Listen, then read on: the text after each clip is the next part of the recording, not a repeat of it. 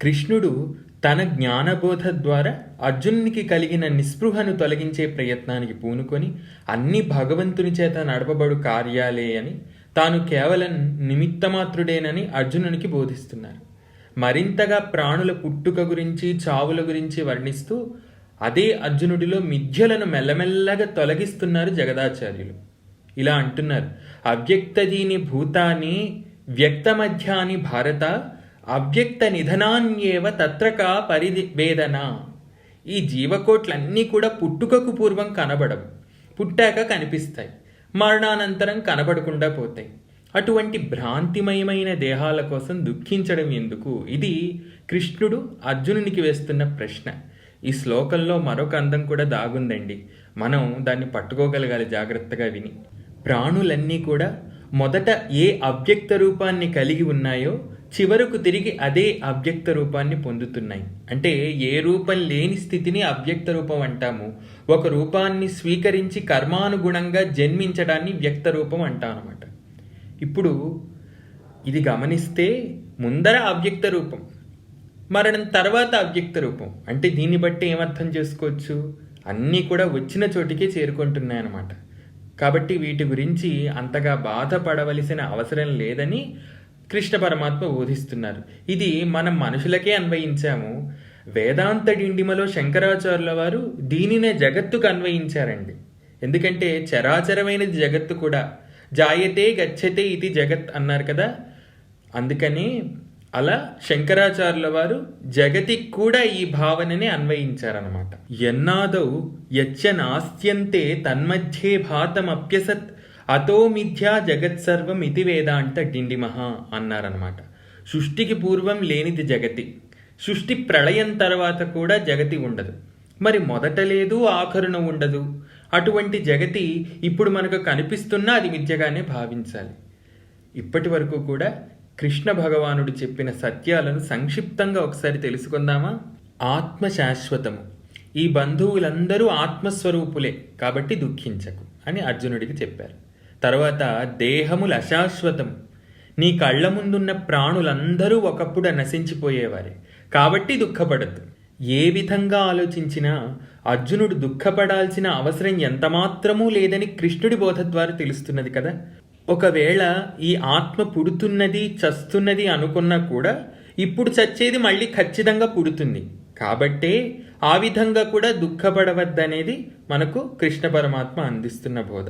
ఇక ఈ శరీరాలన్నీ వట్టి భ్రాంతి మాత్రములే అని తెలుసుకోగలిగామనుకోండి, పుట్టక పూర్వము లేవు, చచ్చిన తర్వాత ఉండవు, మధ్యలో మనకు కనిపించినంత మాత్రాన వాటి కోసం వెంపర్లాడక్కర్లేదు. చూడండి ఎక్కడి వరకు తీసుకువెళ్తున్నాడు కృష్ణ పరమాత్మ. అంటే తన భక్తుడు పొందిన అధైర్యానికి తగిన చికిత్స చేస్తున్నాడు. తనను మళ్ళీ కర్తవ్యోన్ముఖుని చేయడానికి పరిపూర్ణంగా ప్రయత్నిస్తున్నాడు. ఇంత విషయాన్ని తెలియబరిచినా కొందరు చక్కగా వింటారే గాని వంట పట్టించుకోరండి. విన్న జ్ఞానాన్ని ఆచరణలోకి తెచ్చుకొని ఆత్మానుభూతిని పొందగలగాలి. అప్పుడు విన్న జ్ఞానం మనం మనోవికాసానికి దారి తీసినట్టు అనమాట. లేకుంటే ఏదో ఖాళీగా ఉన్నాం కదా తెలుసుకుంటే పోలే అన్న ధోరణితో విన్నవారిని ఏమీ బాగు చేయలేవు. అందుకని దీన్ని ఉద్దేశించి మనకు కఠోపనిషత్తులోనే ఓ వాక్యం కనిపిస్తుంది: కశ్చిద్ధీర ప్రత్యేగాత్మనమైక్షత్ ఆవృత్త చక్షుర్ అమృతత్వం ఇచ్చన్. అంటే ఎవరో ఒక్కరు మాత్రమే ఈ బాహ్య విషయాల నుండి మనస్సును మరల్చి అంతర్ముఖుడై మోక్షం కోసం తీవ్రంగా తపిస్తూ ఉంటారు. అటువంటి వారినే ధీరులు అంటారు సుమా అని చెప్తున్నారనమాట. కృష్ణుడు చెబుతున్న ప్రతి మాటను అత్యంత జాగరూకతతో వింటున్నాడు అర్జునుడు. గురు శిష్యులు చక్కగా కుదిరారు చూడండి. అందుకనే భగవద్గీత అంతగా పండింది. లేకపోతే గురువు చెప్తూనే ఉంటాడు, శిష్యుడు ఏమి వినకుండా ఉంటాడు, ఆ విద్య ఏమి పండదు. కానీ ఇక్కడ గురువు ఎంత నిబద్ధత కలిగి బోధిస్తున్నారో శిష్యుడు కూడా అంతే నిబద్ధతతో బాగుపడాలనే బుద్ధినే కలిగి వింటున్నాడనమాట. అందుకని పార్థుణ్ణి కర్తవ్యోన్ముఖుని చేసింది గీత, కృష్ణుణ్ణి జగద్గురువుగా నిలబెట్టింది గీత. అర్జునుడిని తన కర్తవ్యపాలన చేయమని కృష్ణుడు చెబుతున్నాడు. మనిషికి కర్తవ్యపాలనే ధర్మం అండి. క్షత్రియుడి కర్తవ్యం ఏమిటి? యుద్ధం. అర్జునుడిని వెనుతిరగద్దని చెబుతున్నాడు కృష్ణుడు. అంటే కృష్ణుడికి ధర్మం అంటేనే ప్రీతి అని అర్థమైపోతుంది కదా మనకి. అందుకనే ధర్మేశ అచ్యుత గోవింద అని ఊరికే అనలేదు. ఆయనకు ధర్మం అంటే ప్రీతి. ధర్మాన్ని ఎవరు పాటిస్తారో వారంటే ప్రీతి. ఇక్కడ యుద్ధము అర్జునుడికి ఒక ధర్మంగా బోధింపబడిందండి. కాస్త పదాలను అటు ఇటు చేస్తే అది ధర్మయుద్ధం అవుతుంది. అంటే కురుక్షేత్ర సంగ్రామం పూర్తిగా ధర్మయుద్ధమే అని అర్థమవుతోంది కదా. యుద్ధం అసలు ధర్మయుద్ధం ఎలా అవుతుందండి చెప్పండి? కృష్ణుడి వంటి ధర్మనేత సారథ్యం వహిస్తే అది ధర్మయుద్ధమే అవుతుంది తప్పకుండా.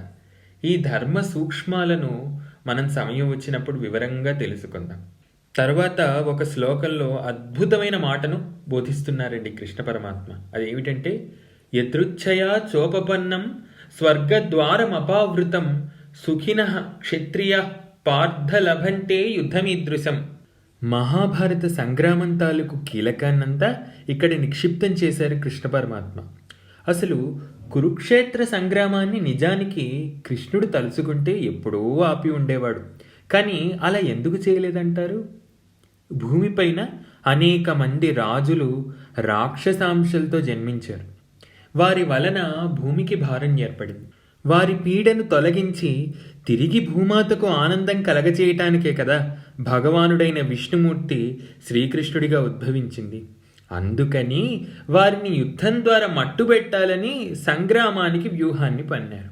తమంత తాముగా దగ్ధమవ్వటానికి మిడతల దండు ఎలా అగ్నిని సమీపిస్తుందో అలాగే రాక్షసరాజులందరూ తమంత తాముగా దుర్యోధనుడి పక్షం వహించారు. చావటానికి సిద్ధపడ్డారు. యుద్ధంలో వెన్ను చూపకుండా పోరాడి ఆ రాజులందరూ వీరస్వర్గాన్ని అలంకరించారు. అక్కడ కూడా పరమాత్మ వారి పట్ల కరుణనే ప్రదర్శించాడు. ఇక్కడ కృష్ణ పరమాత్మ పార్థునకు అదే సందేశాన్ని అందజేస్తున్నాడు. వారందరూ యుద్ధంలో మరణించబోతున్నారన్న బాధ ఎంతమాత్రమూ అక్కర్లేదు. ఎందుకంటే వారు చేసిన పాపాలకు అతీతంగా వీరస్వర్గాన్నే కదా పొందుతున్నారు. అంటే సద్గతినే పొందుతున్నారు. బాహ్య శత్రువులతో పోరు సలిపి గెలిచిన వారికి వీరస్వర్గం ఎలా లభిస్తుందో అలాగే అంతర్యుద్ధం ద్వారా కామక్రోధాది వికారాలను గెలిచిన వారికి మోక్షమే లభిస్తుంది. ఒకరికి స్వర్గద్వారం అపావృతం, మరొకరికి మోక్షద్వారం అపావృతం అన్నమాట. తన మాటల ద్వారా అర్జునుడిలో ధైర్యాన్ని నూరిపోస్తున్నాడండి కృష్ణుడు.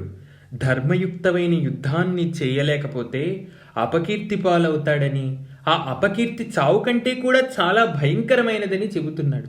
ఇప్పటి వరకు ఎందరో వీరులు అర్జునుడి వీరత్వాన్ని గురించి గొప్పగా చెప్పుకున్నారు. అదే అకస్మాత్తుగా యుద్ధంలో అతను వెన్ను చూపి పారిపోయాడనుకోండి, ఆ గొప్ప చెప్పుకున్న వారే ఇప్పుడు అవహేళన చేస్తారు, అంతే కదా. అబ్బో అర్జునుడు ఇంతవాడు అంతవాడు అని ఏమేమో అనుకున్నాం, కానీ ఇప్పుడు అతని అసలు రంగు బయటపడింది. తానెంత ధైర్యవంతుడో లోకానికి తెలిసింది అని పలువురు పలు విధాలుగా చర్చించుకుంటారు. దానికంటే గొప్ప దుఃఖం మరేముంటుందని కృష్ణుడు జరగబోయే పరిణామాలన్నిటినీ కూడా చెబుతూ అర్జునుడిని ఆలోచింపజేస్తున్నారు. హతోవా ప్రాప్స్యసే స్వర్గం జిత్వా వా భోక్ష్యసే మహీం తస్మాదుత్తిష్ఠ కౌంతేయ యుద్ధాయ కృతనిశ్చయ. ఓ అర్జున, ఒకవేళ నువ్వు యుద్ధంలో పోరాడుతూ మరణిస్తే స్వర్గాన్ని పొందుతావయ్యా. అలా కాకుండా యుద్ధాన్ని గెలిస్తే ఇంకేముంది, చక్కగా రాజ్యభోగాలను అనుభవిస్తావు. ఇలా అనుకుంటే నీకు రెండు విధాల మేలే జరుగుతుంది. అందుకనే యుద్ధం చెయ్యి. దీనినే తత్వపరంగా కూడా అన్వయించుకోవచ్చును. ఒకవేళ మనం సాధన చేస్తూ ఉంటే, సాధకుడైన జీవుడు ఒకవేళ సాధన చేస్తూ ఆత్మానాత్మ యుద్ధంలో మరణిస్తే, అంటే అజ్ఞానానికి జ్ఞానానికి మధ్య జరిగే పోరులో మరణిస్తే, తదుపరి ఆ పుణ్యం చేత ఉత్తమగతులు కలిగి తిరిగి భూలోకంలో జన్మించి తన సాధనను ఎక్కడైతే ఆపాడో అక్కడి నుండి కొనసాగించే వీలు ఏర్పడుతుంది. ఒకవేళ అదే యుద్ధంలో సాధకుడు తాను విజయం సాధిస్తే అప్పుడు అతనికి మోక్షమే కలుగుతుంది. అందువలన సాధనను ఎట్టి పరిస్థితుల్లోనూ మానకూడదు. ఇక్కడ కృత నిశ్చయ అనే అందమైన పదం వాడబడిందండి, గమనించారా? దాని అర్థం తెలుసుకుంటే మన సాధనకు కూడా ఉపయోగపడుతుంది. లక్ష్యం చేరేంత వరకు సాధనను దృఢంగా కొనసాగించటమే కృత నిశ్చయత్వం అని తెలుసుకోవాలి. ఇదే కృత నిశ్చయం బ్రతుకు సంగ్రామంలో పోరాడుతున్న వారందరికీ కలగాలి. తరువాత మరో శ్లోకంలో సుఖే దుఃఖే సమే కృత్వా లాభాలాభౌ జయాజయౌ తతో యుద్ధాయ యుజ్యస్వ నైవం పాపం అవాప్స్యసి అంటున్నారనమాట. అంటే సుఖ దుఃఖాలు, లాభ నష్టాలు, జయాపజయాలు ఇలాంటి ద్వంద్వముల పట్ల సమమైన బుద్ధిని కలిగి యుద్ధముకు సన్నద్ధమైతే ఏ పాపాన్ని పొందడని అర్జునుడికి చెబుతున్నాడు కృష్ణ పరమాత్మ. ఇలా ద్వంద్వాల పట్ల సమమైన దృష్టిని కలిగిన వారిని కర్మయోగులు అంటారండి. ఇంకా లోతుగా చెప్పాలంటే నిష్కామ కర్మయోగులు అంటారు. వారికి సుఖం కలిగితే పొంగు ఉండదు, దుఃఖం వలన కుంగు ఉండదు. వీటికి అతీతంగా వారి కర్మలను అంటే పనులను వారు చేసుకుంటూ ముందుకు వెళ్ళిపోతారన్నమాట. అదే ఉత్తమ సాధకుని యొక్క లక్షణం. ఇక్కడ అర్జునుడికి కావలసిన లక్షణం కూడా అదే. ఇప్పటి వరకు సాంఖ్యయోగం గురించి తెలుసుకున్నాం కదా. ఇక ఇప్పుడు కర్మయోగాన్ని మనకు పరిచయం చేస్తున్నాడు కృష్ణుడు. సాంఖ్యయోగంలో ఏం తెలుసుకున్నామండి? ఆత్మతత్వం గురించి చక్కగా బోధించారు కృష్ణ పరమాత్మ. ఇప్పుడు కర్మయోగ సంబంధమైన వివేకాన్ని చెప్పబోతున్నారన్నమాట. కర్మలను అందరూ ఆచరిస్తారండి, కానీ ఆ కర్మలు చేశాక వాటితో బంధింపబడకుండా ఉండడం ఎలా అనేదానికి వివేకం కావాలి. అదే వివేకాన్ని ఇక్కడ మనకు అందించబోతున్నారు కృష్ణ పరమాత్మ. అటువంటి వివేక బోధను పొంది అందరూ కూడా కర్మబంధ రహితులై ముక్తిని పొందాలనేదే కృష్ణ పరమాత్మ యొక్క పరమోద్దేశ్యం. నేహాభిక్రమనాశోస్తి ప్రత్యవాయో న విద్యతే స్వల్పమప్యస్య ధర్మస్య త్రాయతో మహతే భయాత్ అంటున్నారన్నమాట. కర్మయోగానుష్ఠానంలో భాగంగా ఆచరించిన ధర్మము కొంచెమైనా అది మనల్ని భయంకరమైన సంసార భయం నుండి రక్షిస్తుంది. తేలిక మాటల్లో చెప్పాలంటే అది మనల్ని తరింపజేస్తుంది. ఆ ధర్మం కూడా వివేకముతో ఆచరించినదై ఉండాలండి. ఘోరమైన అడవిని కాల్చటానికి ఓ చిన్న నిప్పురవ్వైనా చాలినట్లు మనం చేసిన సాధన కాస్తైనా చాలు, అది మనను సంసార ప్రమాదం నుండి కాపాడుతుంది. మనం చేస్తున్న కర్మను నిబద్ధతతో చేయగలగాలి. ముందున్న చీకటిని చూపి భయపెట్టడం కాదండి ఇక్కడ చేస్తున్న పని. మనస్సులో చక్కని దీపాన్ని వెలిగించి ఆ చీకటిని దూరం చేసే ప్రయత్నం చేస్తున్నారు కృష్ణ పరమాత్మ. సంసారంలో మునిగిపోయాం బాబోయ్ అని దుఃఖించే వారికి ఇది ఒక చల్లని చేయూత వంటిది. ఎంత దయ మన పట్ల కృష్ణ పరమాత్మకి. అయితే ఇటువంటి కర్మానుష్ఠానానికి నిశ్చయాత్మకమైన బుద్ధి ఎంతో అవసరమని తెలుసుకోవాలి. నిశ్చయాత్మకమైన బుద్ధి అంటే ప్రాపంచిక విషయాల యందు ఏమాత్రం ఆసక్తి లేకుండా కేవలము దైవం పట్ల ఏకాగ్రమైన దృష్టిని కలిగి ఉండటమే. అలా కాకుండా మనస్సు పలు విషయాలపైన ఆసక్తి చేత అటు ఇటు పోతే భావనలు బలహీనపడి సాధన మాత్రం సన్నగిలుతుంది. అనుకున్న లక్ష్యాన్ని చేరుకోలేకపోతాము. ఇదే విషయాన్ని శుకబ్రహ్మ పరీక్షిన్ మహారాజు గారితో భాగవతం చెబుతున్నప్పుడు ప్రస్తావిస్తూ కృష్ణ కథను వినటానికి ఒకానొక అర్హతగా ఈ వ్యవసాయాత్మిక బుద్ధిని గురించే చెప్తారండి. వ్యవసాయాత్మిక బుద్ధి రేకేహ కురునందన బహుశాఖా హ్యనంతాశ్చ బుద్ధయో అవ్యవసాయినాం అన్నారన్నమాట. అలా కాకుండా నిశ్చయాత్మకమైన బుద్ధి లేని వారి గురించి కృష్ణ పరమాత్మ మనకు కొంత వివరిస్తున్నారు. యామిమాం పుష్పితాం వాచం ప్రవదంత విపశ్చితః వేదవాద రతాపార్థ నాణ్యదస్తి ఇతి వాదినః కామాత్మానః స్వర్గపరా జన్మకర్మ ఫలప్రదాం క్రియా విశేష బహుళాం భోగైశ్వర్య గతిం ప్రతి భోగైశ్వర్య ప్రసక్తానాం తయాపహృతచేతసాం వ్యవసాయాత్మికా బుద్ధి సమాధౌ న విధీయతే. భగవంతుణ్ణి పొందాలంటే నిశ్చయాత్మకమైన బుద్ధి తప్పకుండా కావాలండి. అటువంటి బుద్ధి లోపిస్తే అసలు భగవద్ధ్యానమే కుదరదు, అసలు భగవంతుడి గురించి ఆలోచించలేము. అటువంటి వ్యవసాయాత్మకమైన బుద్ధి ఎవరో మహాత్ములకు గానీ వరంగా లభించదు. అటువంటి స్థితి కలగాలంటే మాత్రం ఎంతో పుణ్యం కావాలండి. అటువంటి స్థాయికి చేరలేకపోవటానికి కేవలం అజ్ఞానం పాపం చాలు. వేదములు మనకు విస్తారంగా మోక్షాన్ని పొందగలిగే మార్గాన్ని గురించి తెలిపాయి. ఆ మార్గం పట్ల ఎటువంటి ఆసక్తి లేకుండా కామ్య కర్మలలోనే ఆసక్తిని పెంచుకొని వాటికంటే గొప్పవి మరేవీ లేవని వాదించే వారికి తత్కాల సుఖములొసగే ఆ విషయ వాంఛల వైపు పరుగులెత్తి అవే గొప్పవి అనుకునేవారికి, పోని స్థూలంగా చెప్పాలంటే సారహీనమైన భోగైశ్వర్య ప్రియులకు, సమాధి యందు నిశ్చయాత్మకమైన బుద్ధి ఎప్పటికీ కలగదు. వారిదంతా అవ్యవసాయమే. వారి జీవనయాత్ర నిష్ఫలమే. ఇంతటికీ మూలము దుస్సంగమే గాని మరొకటి కాదు. దుస్సాంగత్యాన్ని కాకుండా సత్సాంగత్యాన్ని పొందడానికి ప్రయత్నించాలి. కామ్య కర్మలలో నిండా మునిగిపోయిన వారి వద్ద ఉంటే వారి తెలివితో తీయగా మాటలు చెప్పి మన మనస్సులను పక్కదారి పట్టిస్తారు. మన గమ్యం భగవంతుడైనప్పుడండి పక్కదారుల గురించి ఆలోచించడం కంటే అత్యంత అవివేకమైన పని మరొకటి ఉంటుందా చెప్పండి? తయాపహృత చేతసాం ఇదే విషయాన్ని సూచిస్తోంది. పక్కదారి పట్టిన మనస్సుల చేత చేసే పనులు ఎన్నటికీ భగవంతుడి పట్ల ఆస్తిక్యాన్ని కలిగించవు. క్రియా విశేష బహుళాం భోగైశ్వర్య గతిం ప్రతి అనే వాక్యం దీని గురించేగా చెబుతోంది. మోక్షాన్నే పొందాలనుకునే వాళ్ళకి కేవలం 3 శ్లోకాల ద్వారా అద్భుతమైన బోధ చేశారు కృష్ణ పరమాత్మ. చూసారా? తరువాతి శ్లోకంలో విషయాసక్తిని విడిచి ఆత్మానుభూతిని పొందే దిశగా అర్జునుడినే కాకుండా మనల్ని కూడా ప్రేరేపిస్తున్నాడు. త్రైగుణ్య విషయా వేద నిస్త్రైగుణ్యో భవార్జున నిద్వంద్వో నిత్యసత్వస్థో నిర్యోగక్షేమ ఆత్మవాన్. వేదానికి పూర్వభాగము ఉంది, ఉత్తర భాగము ఉంది. పూర్వభాగం అంతా కర్మల గురించి చెబుతుంది. అలానే మోక్షం గురించి చెప్పదా అంటే చెబుతుంది, కానీ ప్రధానంగా కర్మల గురించి చెబుతుంది. మరి ఉత్తర భాగము కేవలము త్రిగుణాతీతమైన పరబ్రహ్మం గురించి మాత్రమే చెబుతుంది.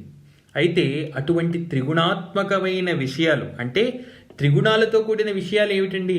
సంసార విషయాలే.